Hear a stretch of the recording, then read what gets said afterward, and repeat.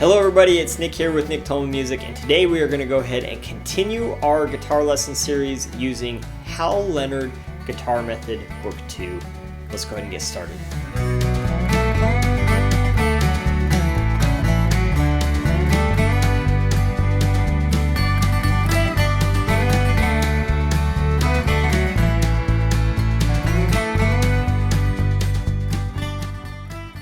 Alright, so let's go ahead and take a look at page 8 here in the Hal Leonard Guitar Method Book 2. Alright, so today we're going to learn a new chord, the A chord, A major chord.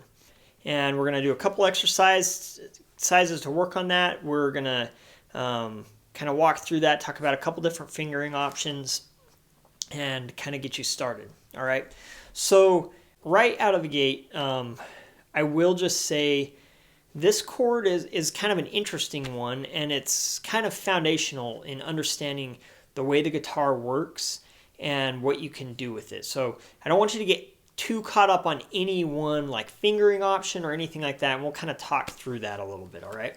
So first off, if we just look at the chord chart, right? So we have, it looks like we're not going to be strumming the E, but we are going to be strumming an open A. We're going to have our first finger here on the note E, second fret of the D string. We're going to have our second finger on the note A, second fret of the G string. And we'll have our third finger on the note C sharp, second fret of the B string, right? And then we'll have an open E. Alright, now you'll notice as I kind of place notes, as I place more fingers, I kind of had to move down the fret a little bit with here to get all three of those there. Now, there's an alternate fingering that for me kind of helps alleviate that a little bit, because sometimes that can be tricky if you have your finger so far down on the fret. You might be experiencing some buzzing or something on that note, right? And so my kind of go-to fingering for this chord, if I'm just strumming chords, is to actually put my second finger on the note E, my first finger on the note A, and my third finger on the note C sharp, right? So it's the same, I've just switched this first and second fingers from what this chord chart is saying, right? I like that fingering a lot for just my regular old cowboy chords, right? Now, it also shows us this optional fingering where we are barring across those three strings, right? But we're not, when we do that, we're not playing the open E because our finger is kind of in the way. It's actually playing an F sharp, so we don't want that note. Now that kind of opens up a whole world of what's happening, right? So if you just take the three notes of this chord that you actually have fingers on, right? So just these three strings, the fourth string, third string, and second string, right? Those three strings make up an A major chord all by itself. We have an A, a C sharp, and an E, right? So all the notes are covered. That is movable, right? So if I go like that, that would be an A chord. If I moved it up a fret, then we have an A sharp or a B flat chord, and then we have a move up again, we have a B chord, and we have a C chord, right? A C sharp or a D flat, a D sharp or E flat, E, right? So on and so forth. That is a movable shape. And eventually you can turn that into a bar chord, right? Where you could actually do that shape that we just learned. 1, 2, 3. But if you do it with 2, 3, 4, you can move it up and you can get this bass note down here in the bottom and a note up on top.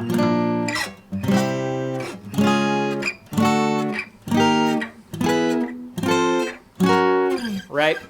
Now, you don't have to worry about all that stuff right now, but it kind of just goes to prove that the fingering of this chord is very fluid. So I'd kind of play around with some of the different fingering options that we talked about today and, you know, see what works best for you, but also kind of make yourself comfortable with the different options. All right.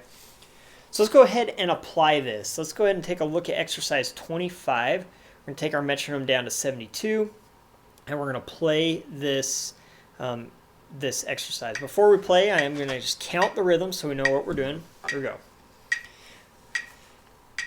1 and 2 and ready, and 1, 2, and 1, 2, and 1, 2, and 1, 2, and 1, right? Not too complicated, but we do have some syncopation there. Let's hear what it sounds like with the chords. Here we go.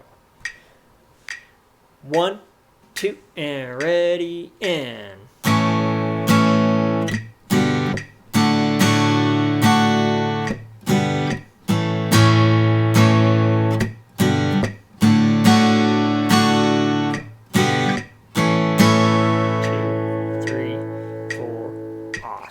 And like always, when I'm strumming, when I have those eighth rests, I'm actually kind of just using them as time, and I'm using my hand to kind of kill the sound on those.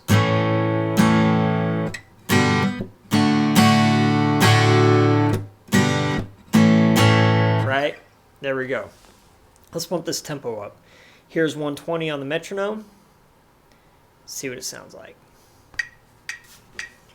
1, 2, 1 and 2 and ready, and.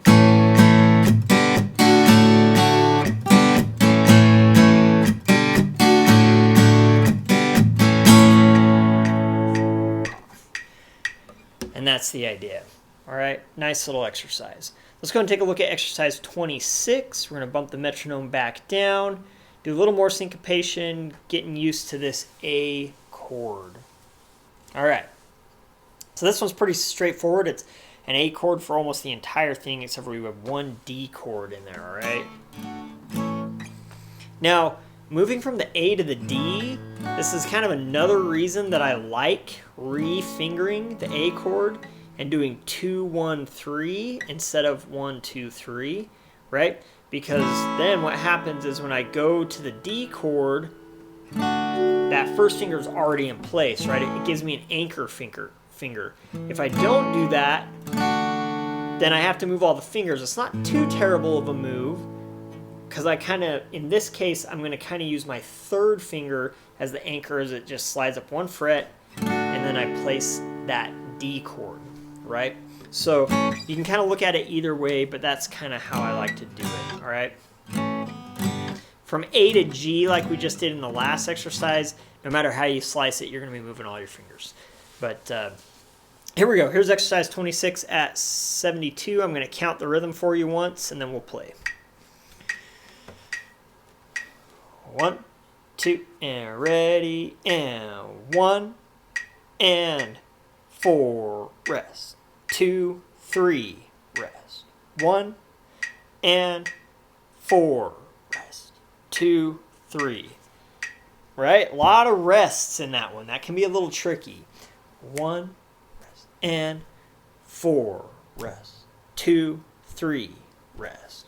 1, and 4, rest. 2, 3, right?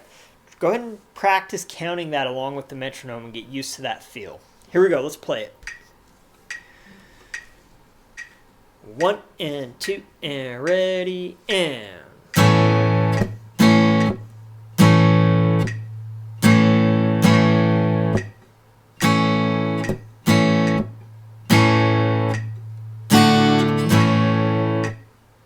One more time. Here we go.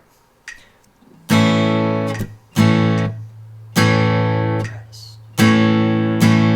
Rest. Rest. That's the idea. All right, let's go ahead and bump that tempo up. Let's take it to, I don't want to go too fast with this one with the rest. I want it to kind of groove. So let's try it at 100. See what happens. Here we go. 1, 2. 1, 2, and ready, and.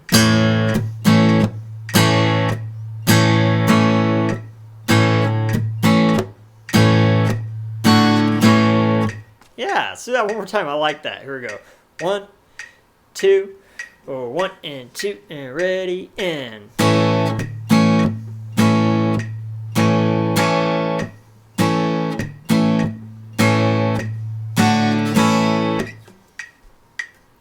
That's the idea. All right, let's go ahead and take a look at exercise 27. All right, so there's a little note here. So here's another type of muting effect. As you strum the muted chord X, touch the strings with your palm a split second before you strike them with your pick. All right, we've already kind of talked about this concept, right? Where you strum the note and then mute with your hand, right? I'm a big fan of this. I think it's a great technique. The previous example, there was a note, we didn't really talk about it, but it talked about muting strings in each rest with your left hand fingers, right? So you can do something like this, right? I don't use that technique as often. I will say when I'm doing chords that have a lot of fingers, like a bar chord or something like that, I will mute by just simply releasing. So that's why we didn't go over that one too much. I don't think that is as important of a technique to get used to muting with your left hand as being able to be comfortable with muting with your right hand and doing that along with your strumming patterns. All right, so let's take this nice and slow. Here's exercise 27. The strumming pattern is real straightforward. 1, 2, and 3, and 1, 2, and 4, and 1, 2, and 4, and, right? But we're going to have that mute. 1, mute, and. 1, mute, and, right?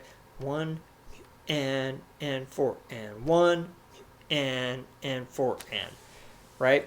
So that mute is going to happen with your palm, but I want you to think about that in time, right? 1, 2, and 4, and 1, mute, and 4, and 1, and 1, and 4, and 1, right?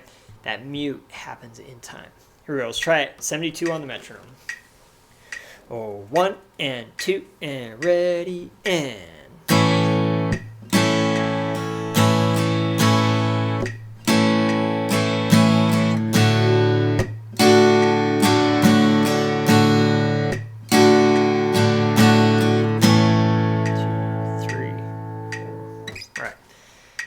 That's kind of the idea. Let's bump it up. Here it is, 112 on the metronome. 112. That'll be a nice tempo for this. Here we go. 1, 2, oh, 1 and 2 and ready and. 3,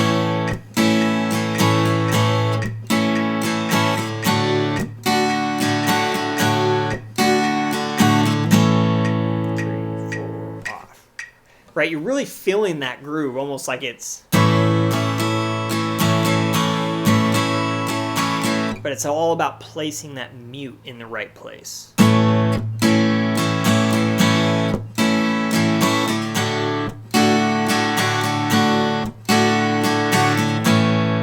Right, here we go. All right, that's our lesson for today. Hope you enjoy the A chord. If you have any questions, comments, concerns, or otherwise, please leave those in the comment section below.